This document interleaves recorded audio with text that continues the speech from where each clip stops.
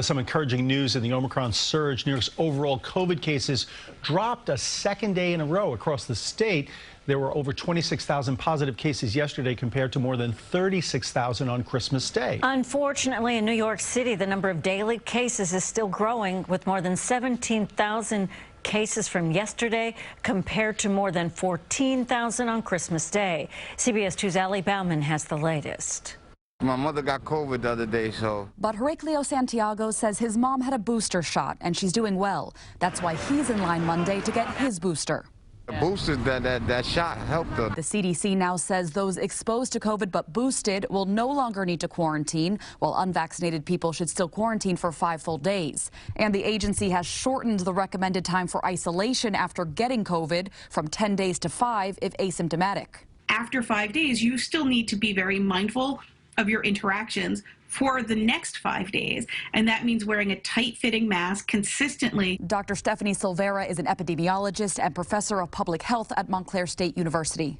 If people are feeling well and are no longer contagious, they are really needed back at work. Even more so than a hospital bed shortage, we're going to have a hospital staff shortage. So does this seem to you like a decision based more in science or more in economics?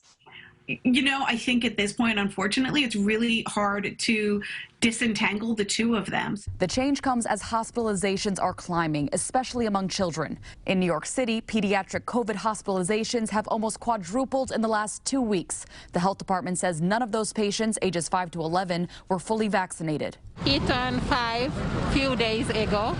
So I decided to come with him, get the vaccine. Now in effect in the city, anyone 12 and older must show proof of 2 vaccine doses to eat indoors, go to a gym or a Broadway show. And employees at all of the city's private sector businesses must now show proof of at least 1 dose. So there's going to be a lot of lawsuits moving forward from people claiming accommodations. Violating that city mandate will cost employers thousands of dollars in fines. The reason the city keeps going, the reason we are open when some other places are shut down, is because of our focus on vaccination and because we use mandates and incentives. And while New York is still going forward with a scaled-down New Year's Eve celebration in Times Square, Dr. Anthony Fauci is advising against large parties. When you're talking about a New Year's Eve party, we have 30, 40, 50 people celebrating. You do not know the status of their vaccination. I would recommend strongly stay away from that this year. That does not mean you have to ring in the new year alone. Dr. Fauci also said if you're vaccinated and boosted, it is okay to celebrate at home with relatives.